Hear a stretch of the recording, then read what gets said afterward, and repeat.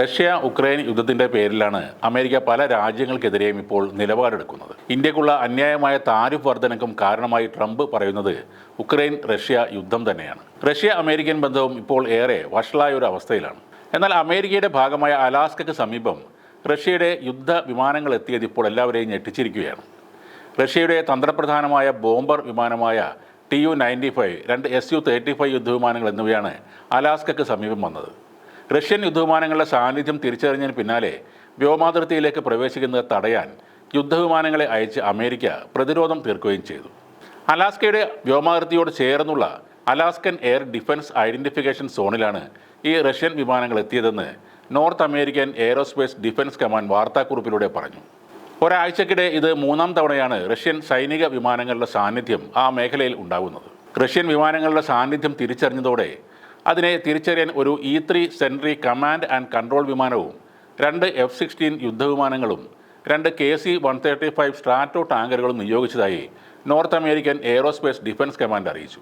Russian വിമാനം അന്താരാഷ്ട്ര വ്യോമാതിർത്തിയിൽ തന്നെ തുടർന്നുവെന്നും അമേരിക്കയുടെയോ കാനഡയുടെയോ വ്യോമാതിർത്തിയിലേക്ക് അത് പ്രവേശിച്ചില്ലെന്നും അധികൃതർ പറയുന്നുണ്ട്. അലാസ്കൻ എയർ ഡിഫൻസ് ഐഡന്റിഫിക്കേഷൻ സോണിനോട് ചേർന്ന് റഷ്യൻ വിമാനങ്ങൾ എത്തുന്നത് പതിവാണെന്നും ഇതൊരു ഭീഷണിയായി തങ്ങൾ ഇപ്പോൾ കാണുന്നില്ല എന്നുമാണ് north American aerospace defence command പറയുന്നത്. ഈ അലാസ്കയോട് ചേർന്നുള്ള അമേരിക്കയുടെ അന്താരാഷ്ട്ര വ്യോമാതിർത്തി അവസാനിക്കുന്ന സ്ഥലത്താണ് Alaskan air defence identification zone ആരംഭിക്കുന്നത്. ഈ പ്രദേശത്ത് എത്തുന്ന വിമാനങ്ങൾ സ്വയം തിരിച്ചറിയൽ നടത്തേണ്ടതുണ്ട്. എന്നാൽ റഷ്യൻ വിമാനം ഈ നടപടിക്രമങ്ങൾ പാലിക്കാത്തതിനെ തുടർന്നാണ് യുദ്ധവിമാനങ്ങളെ അവിടേക്ക് വിന്യസിച്ചത്. കഴിഞ്ഞ ഓഗസ്റ്റ് 26-ന് റഷ്യയുടെ ചാരവിമാനമായ IL-20 അലാസ്കയ്ക്ക് സമീപം ദീർഘനേരം പറന്നിരുന്നു. ഏതാണ്ട് 2.5 മണിക്കൂറോളം ഇത് തുടർച്ചയായി അവിടെ പറന്നു. ഓഗസ്റ്റിൽ തന്നെ ഒരാഴ്ചക്കിടെ 4 പ്രാവശ്യം ഇത്തരം നീക്കങ്ങൾ റഷ്യ ആവർത്തിച്ചു.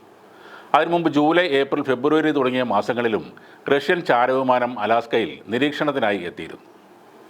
യുദ്ധത്തിൽ റഷ്യ പിടിച്ചെടുത്ത പ്രദേശങ്ങൾ യൂറോപ്യൻ യൂണിയന്റെ സഹായത്തോടെ ഉക്രൈനെ തിരികെ പിടിക്കാൻ സാധിക്കുമെന്ന് ട്രംപ് കഴിഞ്ഞ ദിവസം പറഞ്ഞിരുന്നു. അതിന് പിന്നാലെയാണ് അലാസ്കയിലേക്ക് റഷ്യയുടെ ഈ യുദ്ധവിമാനങ്ങൾ എത്തിയത്. റഷ്യക്കെതിരായ നീക്കത്തിൽ വലിയൊരു തിരിച്ചടിയാണ് ഇപ്പോൾ ഉക്രൈനും യൂറോപ്യൻ രാജ്യങ്ങൾക്കും കിട്ടിയിരിക്കുന്നത്. UN പൊതുസഭയിൽ റഷ്യക്കെതിരായി ഉക്രൈനും യൂറോപ്യൻ യൂണിയനും അവതരിപ്പിച്ച പ്രസ്താവനയ്ക്ക് ലഭിച്ച വലിയ തിരിച്ചടി ലോകശ്രദ്ധ നേടിയിരിക്കുകയാണ്. ഉക്രൈനും യൂറോപ്യൻ യൂണിയനും സംയുക്തമായി അവതരിപ്പിച്ച റഷ്യൻ വിരുദ്ധ പ്രസ്താവനയ്ക്ക് 193 അംഗരാജ്യങ്ങളിൽ വെറും 36 രാജ്യങ്ങളുടെ പിന്തുണ മാത്രമാണ് ലഭിച്ചത്. ഇത് മുൻകാലങ്ങളിൽ നിന്ന് വ്യത്യസ്തമായി അന്താരാഷ്ട്ര സമൂഹത്തിൻ്റെ നിലപാടുകളിൽ സംഭവിച്ചുകൊണ്ടിരിക്കുന്ന വലിയൊരു മാറ്റത്തെയാണ് സൂചിപ്പിക്കുന്നത്. യൂറോപ്യൻ യൂണിയൻ വിദേശകാര്യ മേധാവി കാജ കല്ലാസും ഉക്രൈൻ വിദേശകാര്യമന്ത്രി ആൻഡ്രി സിബിഗയും ചേർന്നാണ് ഈ രേഖ അവതരിപ്പിച്ചത്. റഷ്യയുടെ മേൽ പരമാവധി സമ്മർദ്ദം ചെലുത്താൻ ആഗോള സമൂഹത്തോട് ആവശ്യപ്പെടുകയും ഉക്രൈനെ പിന്തുണക്കണം എന്ന് ആഹ്വാനം ചെയ്യുന്നതുമാണ് ഈ രേഖ.